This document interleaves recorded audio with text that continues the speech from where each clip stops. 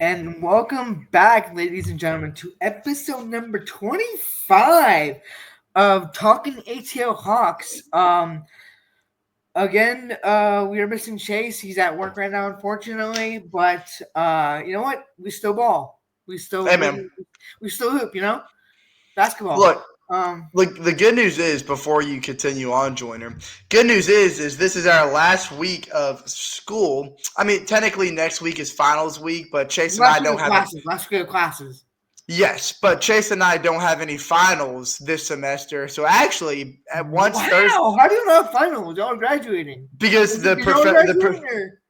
Yeah, we're graduating. We're graduating semester, but the classes we're taking this semester, none of them require a final. I mean, they all have like final projects and final Oh, okay. assignments, So it's not but okay. So it's not like actual like tests or no nothing. tests. I So got after you. Thursday, Chase and I will be completely done with schoolwork, which means that Chase shouldn't have to miss another episode since there'll be Yeah. no other things taking up our time. So we have to deal with Chase being gone just one last time, and then it should be smooth sailing the rest of the offseason. But just Yeah. want to throw that disclaimer out there. But Jordan, you go ahead and take it away. But yeah. I mean, like other than that, we don't have a lot of Hawks news to talk about, obviously, because the Hawks did not, as we discussed last Monday, I believe, or Monday or Tuesday, I believe, we did not make the playoffs, unfortunately. Um, but what I thought we would do is the Hawks do have two first round picks, not our pick, but we do have two first round picks in this draft. So after our start bench cut and talking about some other Hawks news that we found out this past week, I thought that would be a fun idea to do a mock draft, a full mock draft, not just the Hawks, but for every team, every 30 team. Every NBA team and see who they would pick. But without further ado, here's our start bench cut. I decided to do coaches, and the coaches that I Okay. decided to do are Nate McMillan, Mike Budenholzer, and Lenny Wilkins. Wow. So Okay. I still have not heard from Chase. So I'm gonna what? So I'm just gonna let you go ahead and give your answer if you're ready. Oh man, Lenny Wilkins. That is a name that resonates in a lot of Hawks fans' hearts.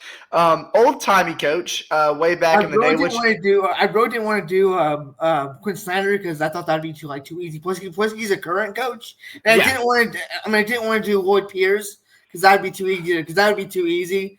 yeah. So I'm Look, sorry. I had a short little interaction with Lloyd Pierce one time, actually at a Harlem Globetrotters game, which is Really? really interesting. Yeah, but that's yeah, I love you. I mean, Lloyd Pierce is a fun guy to talk to, but he would be an easy cut.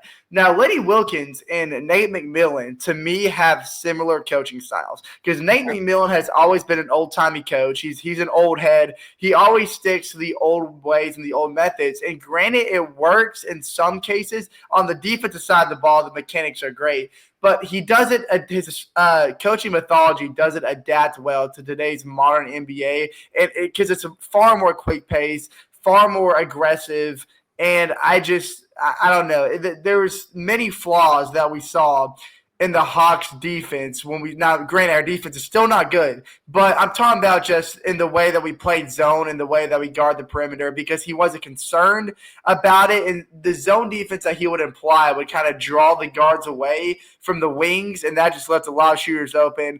But Nate McMillan, in saying that, is responsible for the greatest Hawks postseason run in recent history. That 2021 run was unmatched. Had Trae Young been healthy in that in that conference finals against the Bucks, maybe we would have taken it to 7. Maybe we would have won the series, but we did take it to 6 without a healthy Trae Young. It was just a great time to be a Hawks fan.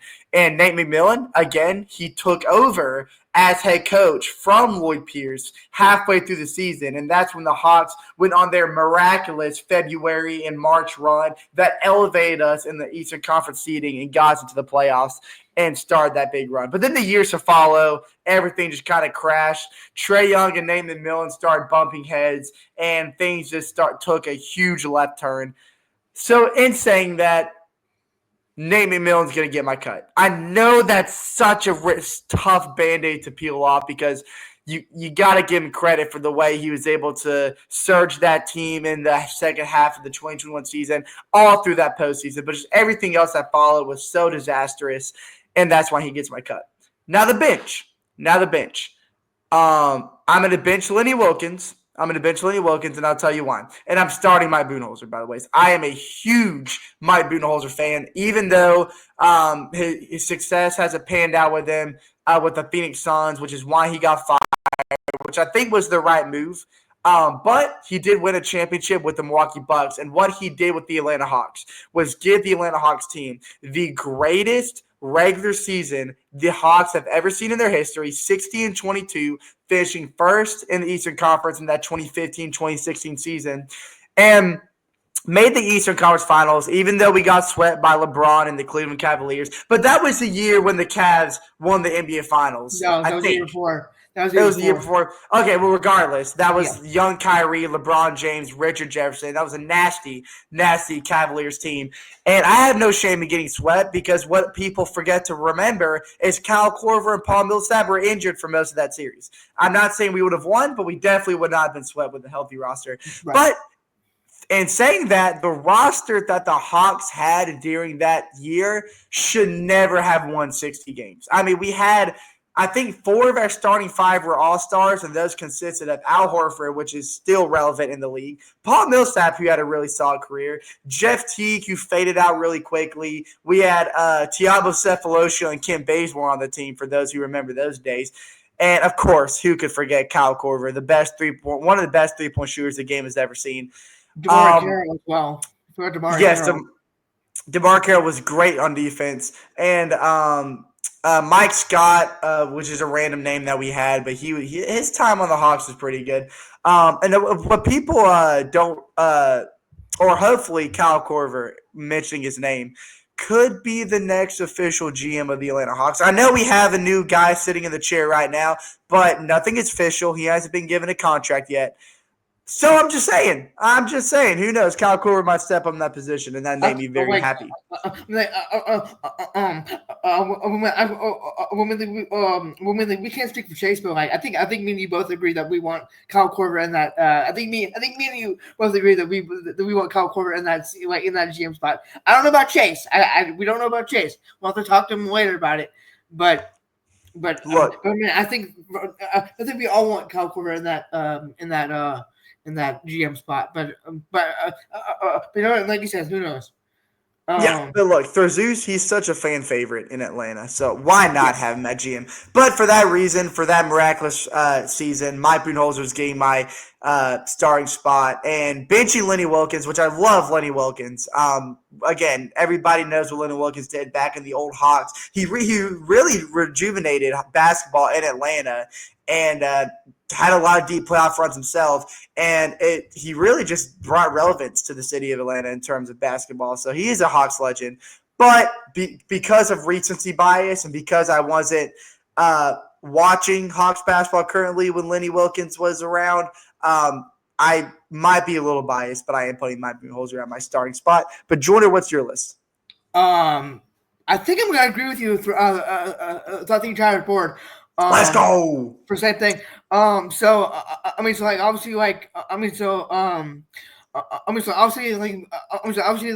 us were born.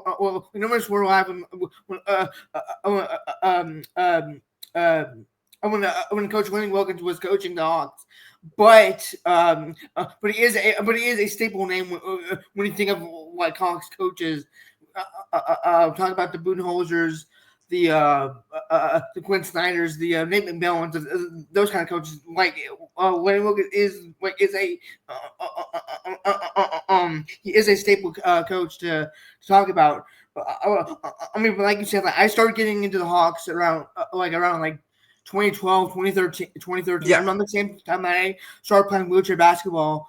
So Coach Bullhorser was our coach at the time. So he's gonna be my start. I'm gonna bench. I'm gonna bench Johnny Wilkins just because you can't cut a guy. Just because can't cut a guy like that.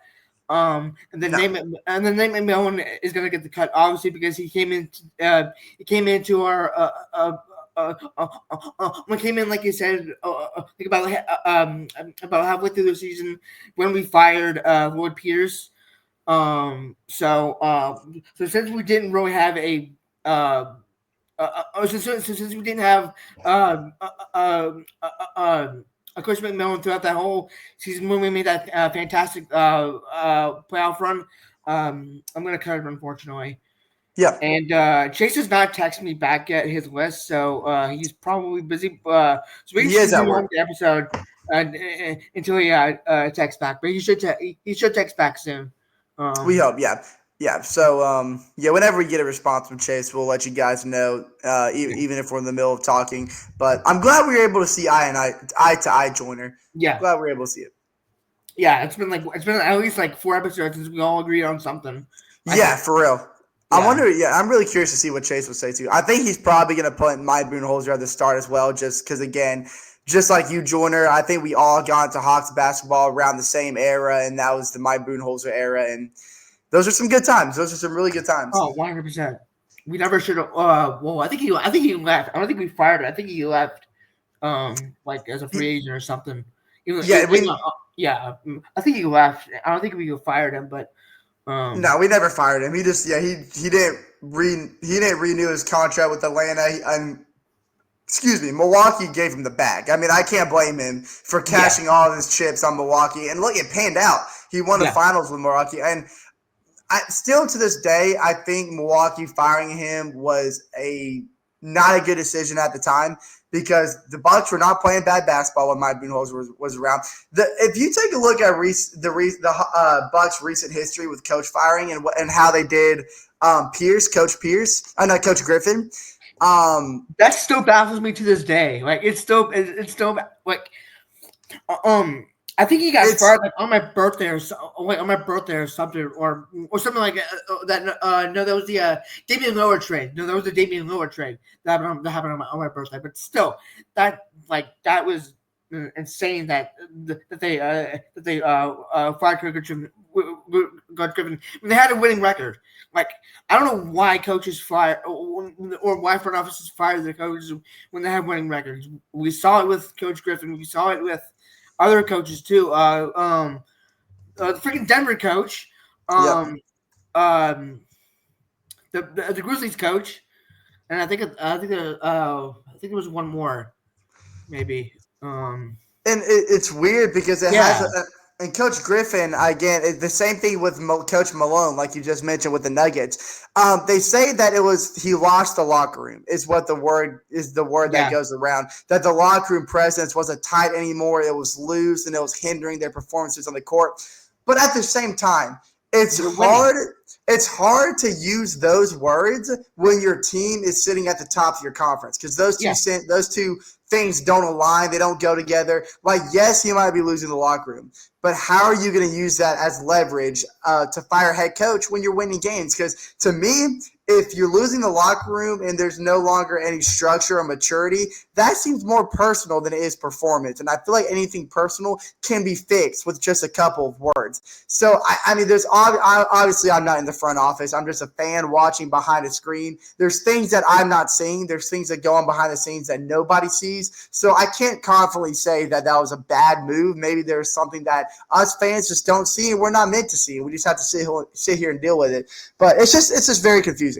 But Coach Mike Budenholzer, hopefully he finds another home pretty soon, because his tenure in Phoenix did not pan out well. But we'll see. We'll see what's left for him. But I guess, Joyner, if you want to start us off, because we do have one notable thing that's happened since our last episode, and the Defensive Player of the Year award has been announced. Of course, our boy, the great barrier thief, Dyson Daniels, was named a top 3 finalist, along with Evan Mobley of the Cleveland Cavaliers, and somehow Draymond Green of the Golden State Warriors. But thankfully, I guess the NBA counts ejections as being part of the Defensive Player of the Year award, which I don't know how because he's not on the court to defend players. I don't know how, but you know what?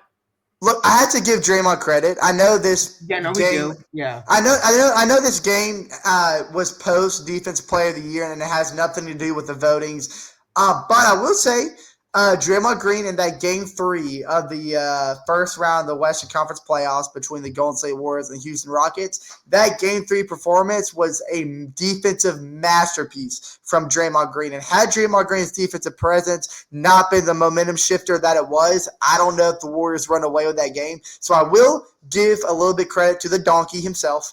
But Joyner, please enlighten us. Who wanted that award? Well, it was not Draymond Green, so we can be happy about that. But it was not the Great Barrier Reef, Dyson Daniels. No. Evan Mobley won the award, and I'm going to try and pull up his defensive stats and see how he won it. But yeah, apparently, I guess 229 steals. Correct me if I'm wrong about that. I guess 229 steals in a single season does not get. I'm averaging 3 steals a game. Does not win the award. I know it is like very hard for guards to win the award, so like, I'm not as surprised as I should be that Dyson didn't win the award over Evan Mobley, because Evan Mobley is a power forward. I mean, I'm not like that. I'm not that surprised because the DPOY award does tend to favor bigs a lot more than guards. It is a forward award at the end of the day. I mean, rarely ever do you see guards take that award. I think the last one we saw that was a guard that won the award was Jaylen Brown or Marcus Smart. I think Jaylen Brown may be the right answer, but regardless, we don't see it from a year-to-year thing. I will say, though, fun fact, Evan Mobley is the first Cleveland Cavalier to actually win that award. Oh. And pretty crazy. Now, here's the thing. Yeah, that is crazy.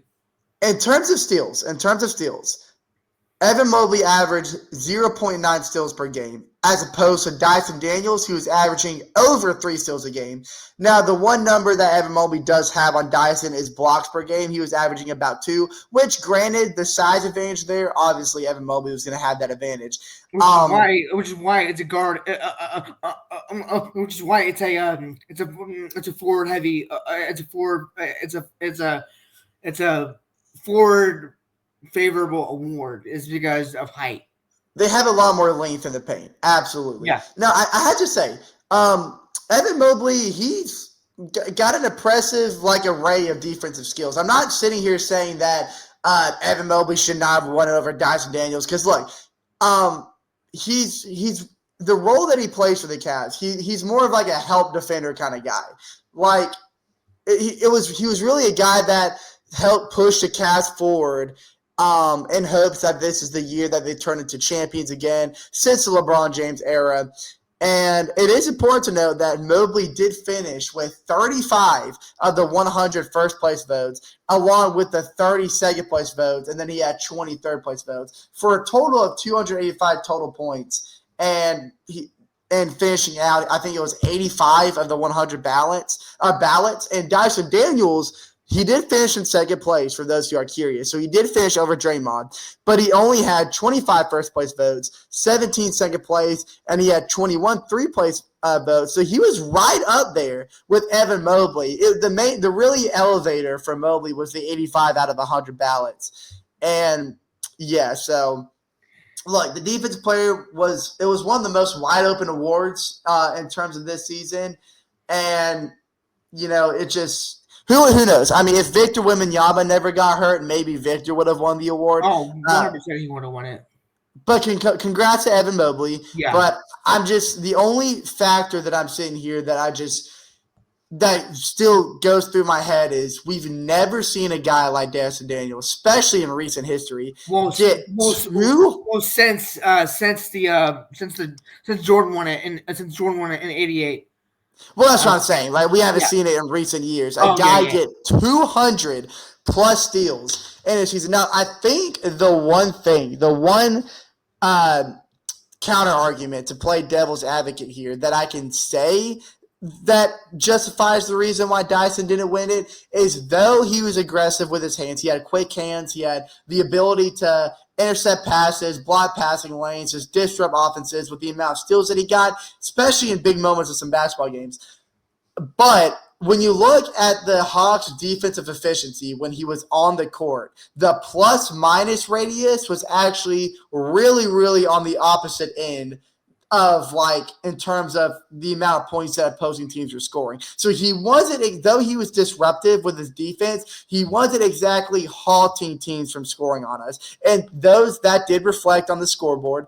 So I guess in terms of plus minus ratio, I guess that does matter a lot in terms of defensive player of the year status. So that's the only thing I can say. And I think that has a lot to do with help defense, though. I don't think Dyson Daniels was necessarily a problem on defense. But, I mean, size-wise, he wasn't the most brick wall guy you'd run into when you get inside the paint. He was only quick hands, and he just has a mind for the game. He's a defensive-minded guy. He's smart. He knows how to read an offense and knows how to be where he needs to be on the court to disrupt plays. But, yeah, so I'm not disappointed, but I am a little shocked that you bypassed that steal number, if you know what I mean. But according to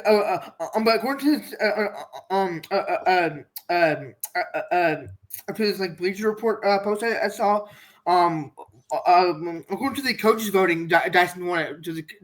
Like apparently they had like a coaches vote for it, and Dyson won the award that way, but. But apparently, like coaches' votes don't really matter. I guess for the awards. I remember that. According to this post, like we had like coaches that had their voice when voting. Then Dyson would have won it. So yeah, and it's exactly that. Like again, he averaged the league leading 3 steals per game, and that broke a 51-year record. That really solidified him in that second place hold on that award. And like you said, Jordan, earlier, his defensive statistical lines only align with Michael Jordan when he achieved that status 30 years ago. And I will say that Draymond Green being right behind Dyson Daniels, Draymond Green actually had sympathy for Dyson Daniels. I think it was on he has a show, I think it's literally just called the Draymond Green Show. Yeah. He was doing it with Baron Davis, and he said that he kind of sympathized with Dyson a little bit, saying that, like, hey, Dyson, I know that feeling. You know, it was your first time being in the running in the award, and you didn't come up with it. And he was just kind of saying, like, I'm sure Dyson Daniels was crushed, and I'm sure he was, because Draymond's experienced it before, which he admitted on his podcast. And because Dyson Daniels had such a remarkable year. And, you know, but you have to move on. You have to see if you can translate that to next season. Maybe not those exact insane numbers, but in some way reflect it a little bit. So we'll see. We'll see what happens. Yeah, but in other news, we do have like 2 more awards that are going to be announced later on this week. Yeah, I believe the Rookie of the Year. Oh no, I think it's the Most Improved is going to be announced tomorrow, and then the Rookie of the Year is announced Thursday. I could have that flipped. I'm trying to find the screenshot of it, or I think I told you about it, but we're going to find out like. Okay, yeah. So Rookie of the Year is going to be announced tomorrow at 7. So literally in 24 hours we'll know. Only who wins Rookie of the Year. It's probably going to be Stephon Castle. Non-biased. It's going to be Stephon Castle. But Most Improved, which Dyson is also been nominated for, will be announced 7 p.m. Eastern on Wednesday. So by the time we record next weekend, we will know who wins those awards, and if we have our guys win those awards or not. But other than that, do you know of any other Hawks news before we get into this mock draft? Or I do. I just want to say one thing, because I think it'd be unfair for us to move on without speaking out, because we did allude to it at the end of last episode that Trae Young's future with the Hawks is not. I don't want to flat out say jeopardized, but in a way, it is kind of we're in unfamiliar territory because Trae Young's been with us for 7 years now, and he becomes a free agent in the summer of 2026. And there is a lot of speculations of what Trae Young's future looks like in Atlanta. And look, this is the reality of it. This is just something that I want to flat out say right now. Is even if the new lead executive in Atlanta wants to trade Trae Young, his trade value around the league is not that high, and it's definitely not high enough to get the return that the Hawks are seeking. And we saw this problem in the trade deadline because the Hawks were looking at some potential moves to move around Trae Young and get some huge draft capital back along with a superstar, but none of the aligning offers were big enough to just throw away your franchise guy or the guy that's been your franchise guy for the last 7 years. And look, Young is highly perceived as a quality offensive player. He's an multi-all-star guy. He averaged 24 points, 12 assists this season. But, I mean, to be fair, he is an inconsistent three-point shooter, and he's a weak defender. I mean, that comes with his size. And he has the ability to raise the floor of a franchise. We've seen him elevate this Hawks team, though we've been in the mediocre realm for the last 3 or 4 years. We've seen, especially in the postseason, what he's capable of doing and how high of a ceiling this team has when we had him as a centerpiece. And of course, fans around the league tried to link him with San Antonio, but the Spurs now had De'Aaron Fox, so that noise is kind of quiet around. But something that I want to throw out there is NBA Insider, I think it was Chris Haynes. Yes, it was Chris Haynes. Yeah, okay, so it was Chris Haynes. Okay, he did talk to Trae Young about his future, and the fact of the matter is, despite this speculations, Trae Young isn't looking to move on from Atlanta. I had the quote pulled up right here, so I'm going to read it real quick.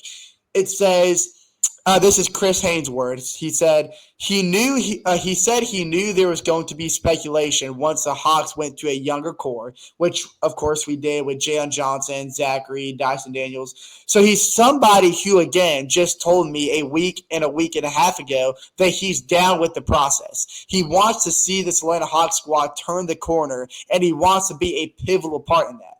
And the smart bet, with all that being said, is that Young is going to be with the Atlanta Hawks next season. But they probably aren't going to offer him an extension unless he's willing to take a team-friendly deal that could be a tradable offer down the road.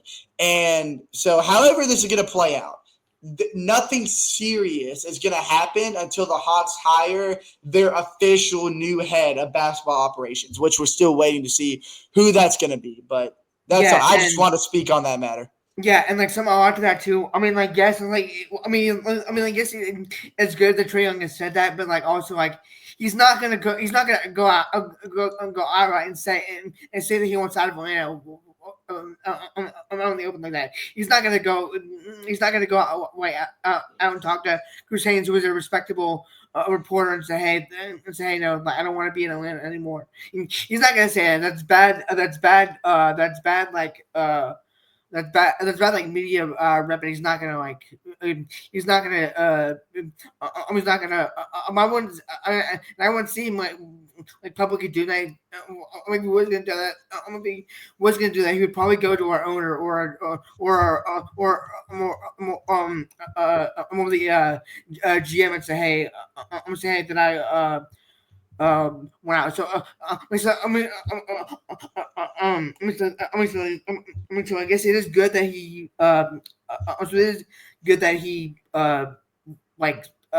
that he wanted to stay here in Atlanta, but I really don't think that. Part of me is still trying to stay optimistic and believe that he might want to leave sooner rather than later. So that's just my take on it, honestly.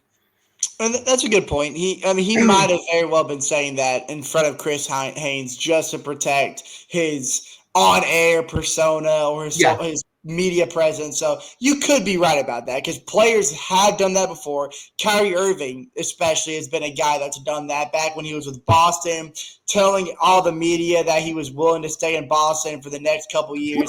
And then, he told the fans that too. He should have said he should have sent a court and told the Boston fans that, like, brutal. Like, he told a bunch of kids them dirty. There's a bunch of kids around him, and he was like, "I'm staying in Boston," and then like 2 months later, signs somewhere else. I mean, hey, we're there for Boston though. They won a championship. I guess. Why am I forgetting where Kyrie went? Is that Brooklyn? When he went to Brooklyn? Okay, that's what I thought. I just couldn't remember. Yeah, I figured that was the time he went to Brooklyn. But are you ready to get into this mock draft, Jordan? I'm excited. I have my notes. Yeah. Do I just press the present button, or how do I share my screen? Oh yeah. So to share your screen, you go to present and then go to share screen, and then click share screen, and then it's going to show. Then you just have to click on the tab that you want to share. Okay. Share screen.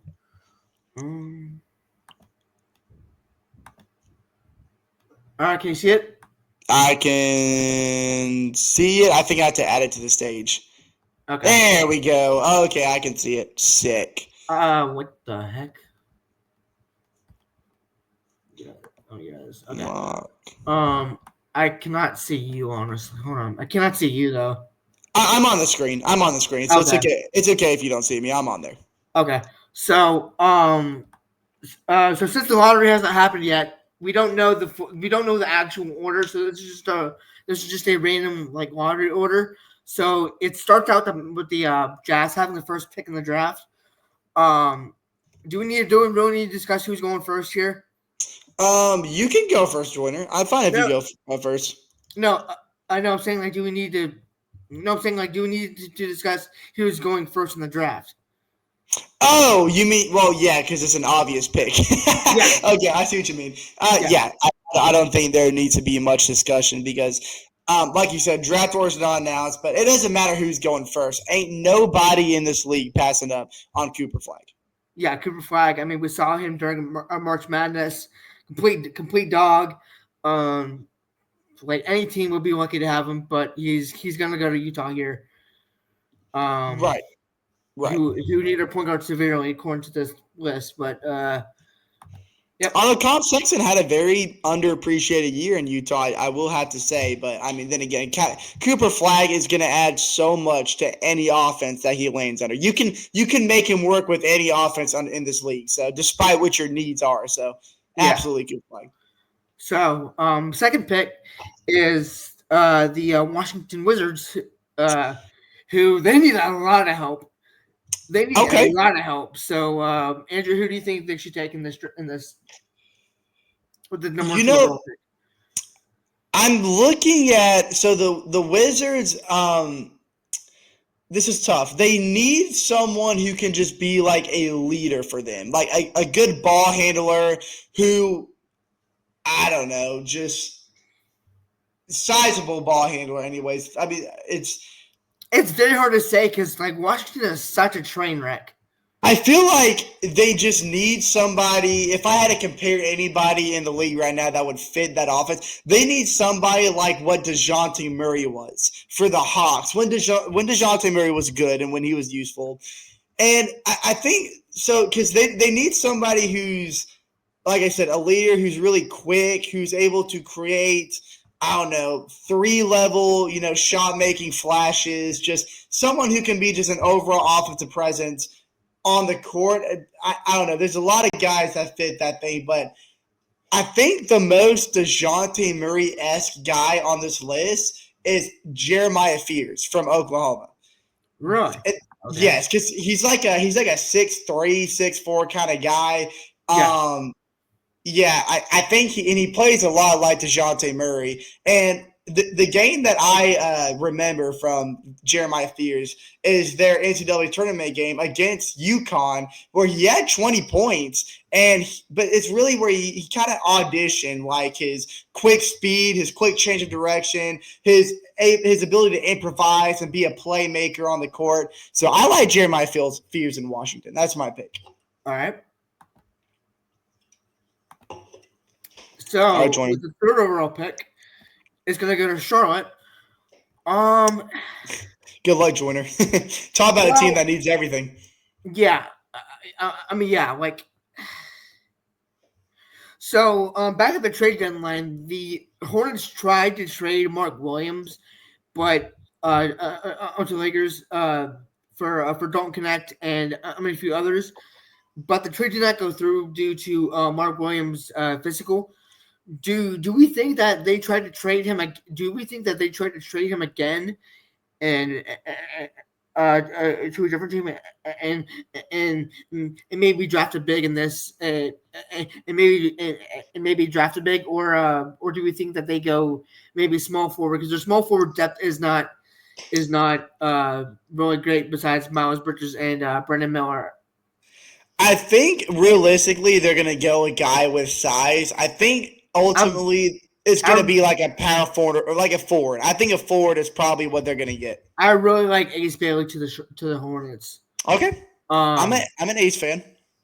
He's a really good ball handler. Or like I watched a lot of Rutgers basketball this past college season. I'm not saying that I'm a Rutgers fan. Like I just like really I wanted to see like what this Ace kid was all about. Yeah. He's a really good ball handler. Can finish at the rim easily. I really think that he could like add. Might be a good. I could really add some depth to that forward position of the Hornets. So I'm gonna have Ace Bailey to the Charlotte Hornets here. Which Ace could go number 2 as well. Very well. So, but and I think small forward, that fits the Hornets depth chart perfectly. I like that pick. All right. You can take it away with this New Orleans Pelicans pick. Ooh, Pelicans. Okay. Pelicans. Okay, I think there's a lot of different directions this offseason could go for New Orleans because you have so much uncertainty. I mean, Brandon Ingram wants out. You got DeJounte Murray, who had that season-ending injury. His impact on the court is going to be questionable. But the one thing that the Hornets desperately need is a big. Well, they just need somebody with versatility and someone who has an IQ, like a floor general kind of guy who has like strong enough indicators to like instantly give them offensive success. And there's certain teams that are going to be willing to look past defensive limitations. And I think the Pelicans are going to be that kind of guy or be that kind of team. I think Derek Queen from Maryland is probably who I'm going to fit for the Pelicans. And, oddly enough, Derek Queen – okay, Zion Williamson. I didn't even mention Zion Williamson. He's another big question that's going to play a role in how the team drafts. But Derek Queen, he's probably going to be the best available guy for New Orleans because scouts have looked at him, and they think very highly of Derek Queen. And especially during the NCAA tournament, he's the kind of confidence that he has in the court, especially in Maryland's Sweet 16 run. His ability to make quick three-pointers. I think he scored 27 points in that game against the Florida Gators, who ended up winning the whole tournament. So we see what he's able to do against high-volume defense. And I like his size. He's 6'10". He's shot 48% from the field. Give me Derek Queen. All right. Derek Queen, you are a Pelican. Let's go. Sorry to hear it. Yep. Oh, God, the Sixers. Sixers. Okay. Another team that we don't know what they really need because that whole team's a train wreck. Yeah. So, so I really like small forward for them because they don't really have a lot. Yes, they have Paul George, but Paul George, he's not that guy anymore, really. He never had a chance to prove himself, but he's washed. He's way too washed. He's washed, and this th- I mean, dang, like, really, speaking on it, like, uh, I mean, like, other than a healthy, when he's healthy, other than Joel Embiid, Tyrese Maxey, and Jared McCain.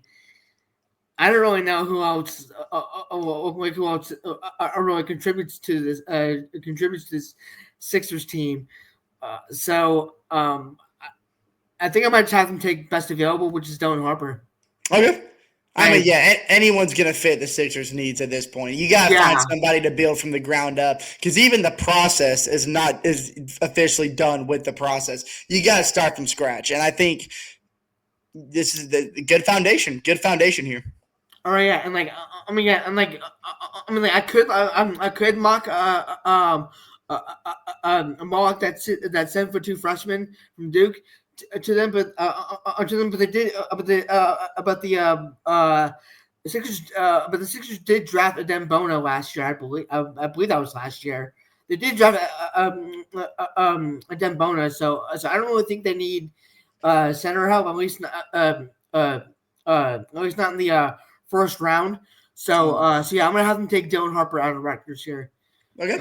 Back to back Rutgers guys for you, Joiner. Yeah. That'd be incredible for Rutgers University to see two of their guys go top 5. That'd be insane. All right, this is you with Brooklyn. Okay, interesting enough, I like Brooklyn's position in this draft. I think they have a lot of leverage, different ways they can go to. Let's see. I think Dylan Harper would have been a good guy for the Nets, but I think Ace Bailey probably would have been the Nets' biggest need. But it all depends on draft lottery. Brooklyn's decision is not going to factor in needs. Like, they're not going to find a guy who immediately fits the roster because they're rebuilding it from scratch, kind of like the Sixers are doing right now.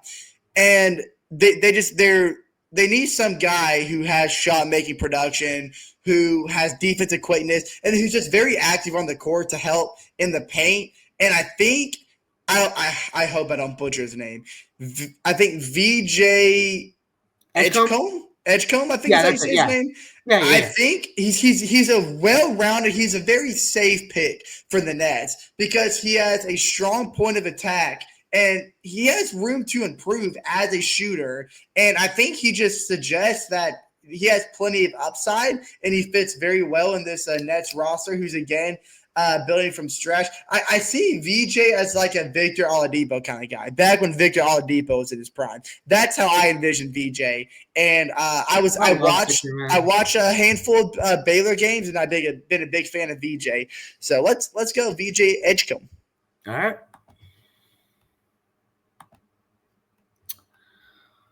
The Raptors.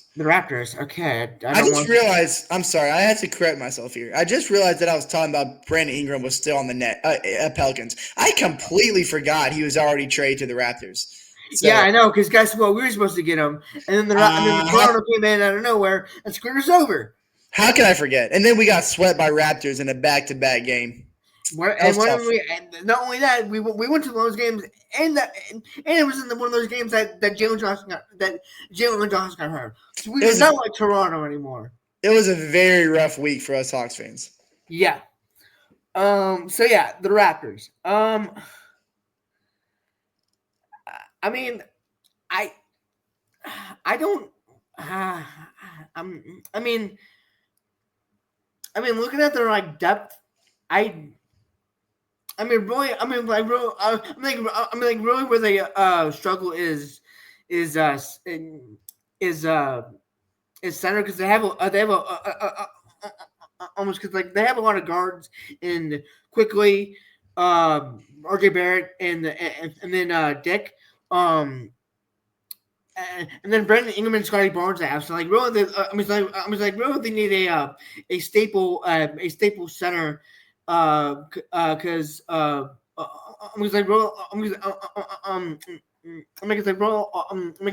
they have is Jakob Poeltl and Colin Castleton. So I think it's a pretty simple here. They need to add to that center depth.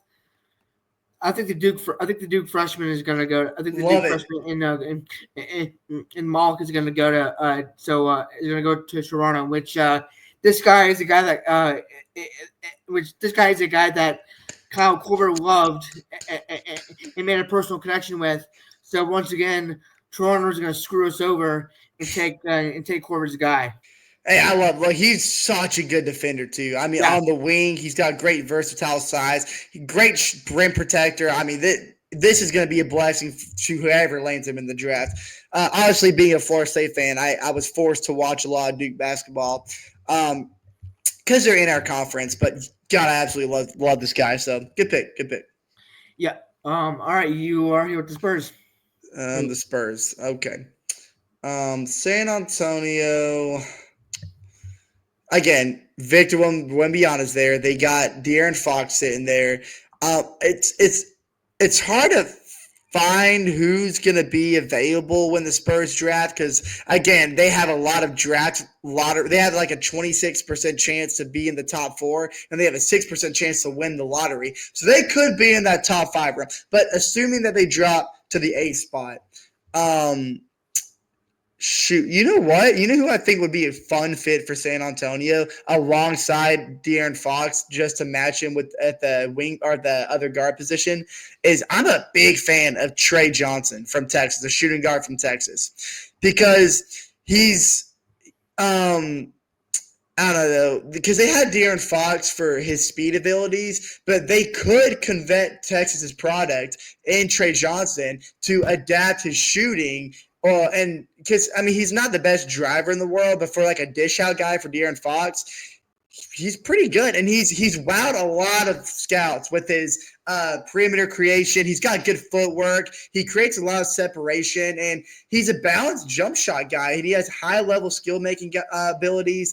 And to be honest, for a 6'6" guy, he's too skilled and too productive at his position. Like he's one of the top shooting guards that's going to be available in this draft. So give me Trey Johnson. I love that pair in De'Aaron Fox. All right.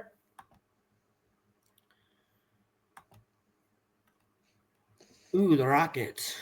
How did they get a? Oh, okay. This was Phoenix's pick. Okay. God, dude, this is dangerous for Houston, dude. Oh my gosh, Yeah. Get another tough young guy to fit in that young core already. Oh, dude, the Rockets are going to be running the West, man. I'm telling you. Yeah. Yeah. Along with OKC.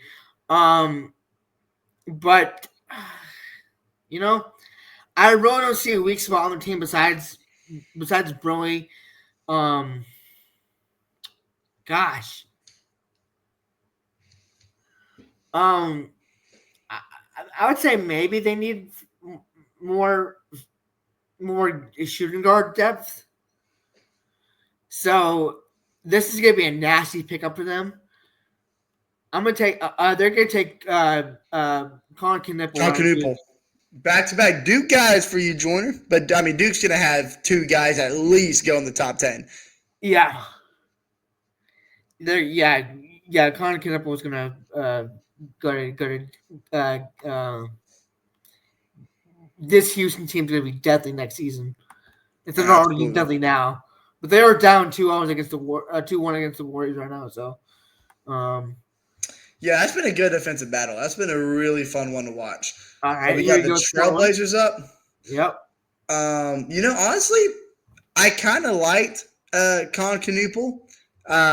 That was kind of the pick that I think would have fit Portland, but honestly, he's not available now. So Asa Newell from Georgia, I think is another good power forward, a good forward guy, because I think Knueppel is a small forward, and I'm pretty sure Asa Newell is a power forward. But regardless, just a good forward guy in general. And yeah, because I mean, like the Trailblazers, they're looking to make a big jump this year. And I think Asa Newell is a guy that they could be drawn to. And I don't know. I mean, he's a Georgia guy. It's been a while since Georgia, probably the highest draft pick out of Georgia since Dominique Wilkins. No. Oh, Anthony Edwards. I'm sorry. Excuse me for that pick. Sorry, I forgot about Anthony Edwards. But I mean, look, he's 6'11". He's got size and movement. He's a constant production guy on defense. He's able to get into the paint when he needs to. In that game against Gonzaga, he had 20 points and 8 rebounds, and he was off a mix of those.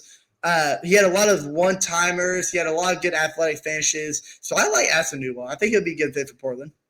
All righty. Okay. Ooh, the Mavericks. Yeah, let's see how they screw this up. Gosh, okay. Well, try to find a replacement for Luka. I'm going to think of the mind of Nico Harrison. Oh, don't do that. Oh, okay. So, young guy. I'm just kidding. I'm not gonna think of that. I'm just kidding. I'm just kidding. I don't even know if I can even try to think about what Nico Harrison thought when making that deal. I think Dallas fans are scared, probably. Yeah. So you know what, Dallas, I'm gonna be nice and give y'all the best available guy in Kasparas. I'm not gonna pretend to know his name. This guy, Jack Akonis, maybe. I don't know. Yeah, the point guard from Illinois. Yeah, him. 6'6" point guard, baby. That's huge. Yeah. I mean, they don't. I mean, you could probably cite me at the shooting guard position, maybe small forward, but I mean, really, you just gotta draft the best of the guy available and pray that he's not injury prone. Yeah. So like AD. Besides having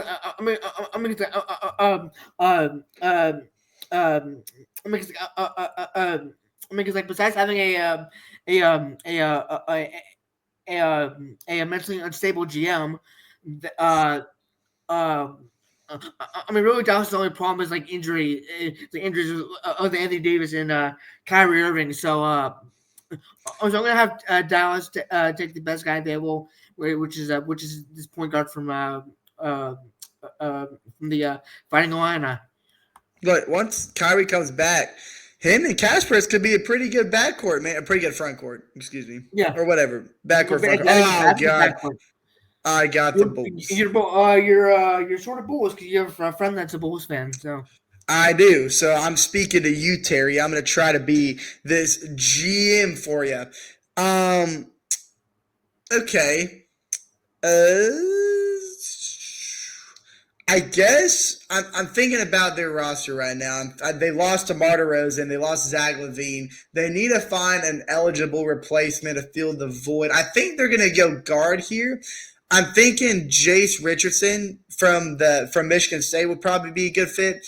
He scored 20 points. There's a lot of guys who scored 20 points who was averaging about 20 points in the tournament. This is the guy. Okay, so this is the guy that scored. He had a 20-point game, and he only took 8 shots the entire game. I think this was a game they had against Ole Miss. And because he's a good spot-up shooter, especially a good spot three shooter, because he's got a good basketball IQ. He picks the right spots to use those dribble and drive movements. And I know he had kind of a poor shooting performance against Auburn, but to be honest, nothing was too alarming in that Auburn loss. And I think part of the reason why he's such a well-regarded guard in this mock draft is because of his consistency. Because he's not really in a high usage role, but he's a reliable source for shot making, finishing, and just high energy plays. And I think the Bulls are just leaning on a guy who has he's just a high reliable source, and he's got elite finishing as well. And he's with that spot up shooting, he shot 49%. In those shot spots. So I think Jace Richardson could be a good guy for Chicago. Jace Richardson. All right. Here Joyner. Don't screw this up. Well, you know what? This is a Hawks podcast, and you're my co-host, so why don't we both talk about it? Okay. All right. I'll let you go first, though, since this is technically your pick. So, looking at our depth right here. I don't know if you can see this. Looking at our depth right here. We need a center. because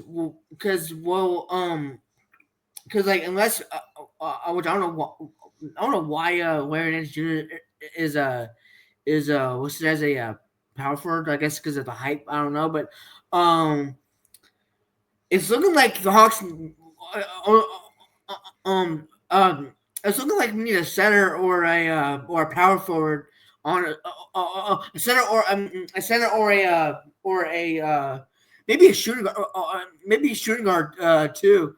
Uh, uh, uh, to back up Dyson. To back up Dyson, but I'm really thinking we go center here.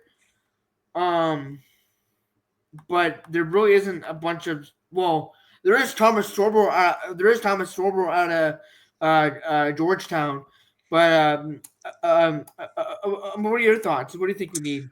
Weirdly enough, I think the Hawks are going to try to find another reliable forward to pair with Zachary. And my reasoning is I think we could go center, but I think we are going to stick with the duo of Clint Capella and Yeke Kongu because I think Yeke Kongu is really going to emerge into the starting center spot. And I think Capella at this point in his career, once he gets healthy again, is fine with playing the bench role again, especially since he's kind of in the degrading part of his career.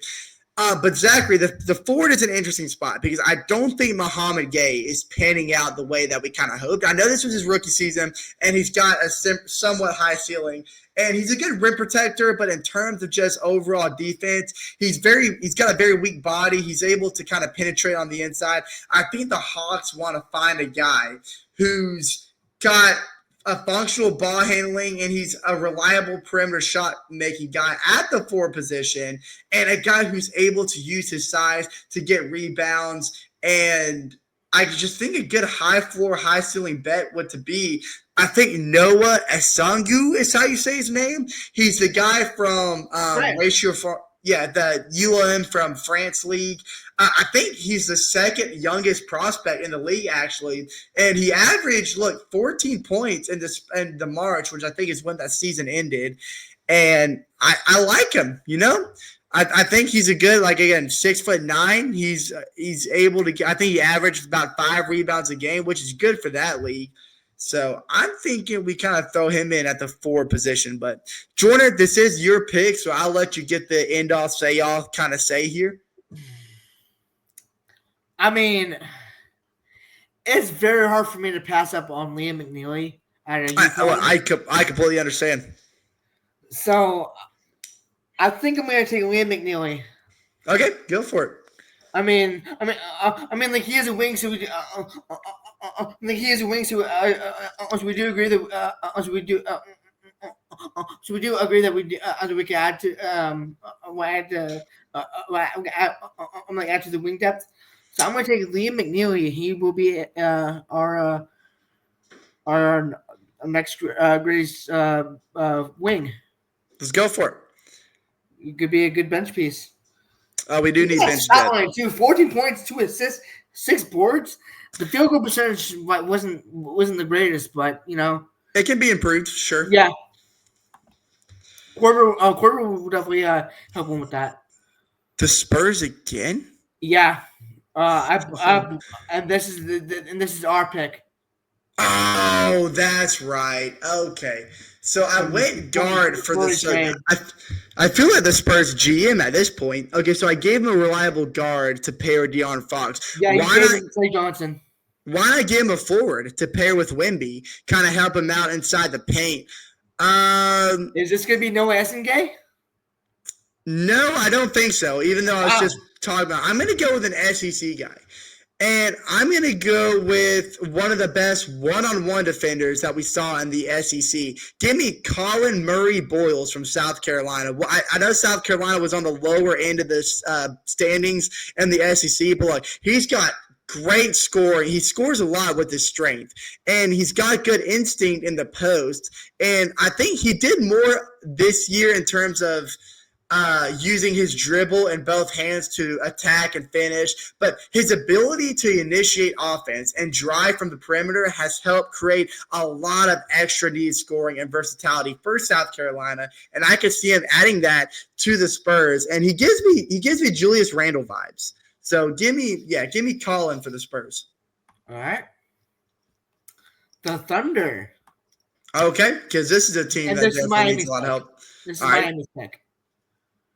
So, again, like they're probably a favorite to win the NBA championship, and I really don't see what they truly need, but I do see some weaknesses at the forward position. So I'm gonna have them taking I'm gonna have them take Noah Essengay. Okay, that's my guy. All right, dang, what a squad! What a squad of fit. Look, French people are finding their way in the NBA, man. I mean, the Frenchies love what we do down here in America. So bring on another Frenchman. I don't want to help this team out. Yeah, let's hold on. I got an idea. I got an idea, Andrew. I got an idea. Oh God.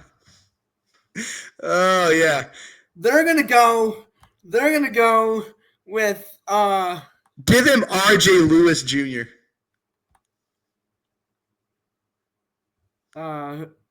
Down. Don't give him Mark Sears.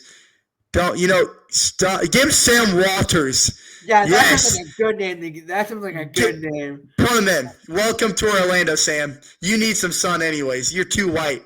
Oh yeah, like 42%, 0.6 assists. What a playmaker! What an absolute playmaker! Throw him in Orlando. Uh-oh, you just broke it. Ah, dang it! You're not allowed to screw them over like that. The website sees right through us. Okay. So I think that's the NBA telling me that. Yeah. Okay. It's gonna make me restart it completely. So hey, that's okay. Look, we're at this is a fail. We'll just do this when Chase gets here. Yeah. Look. I think all jokes aside, from that joke pick for the Magic, I think we put on a good draft. Yeah, I know. We got through the.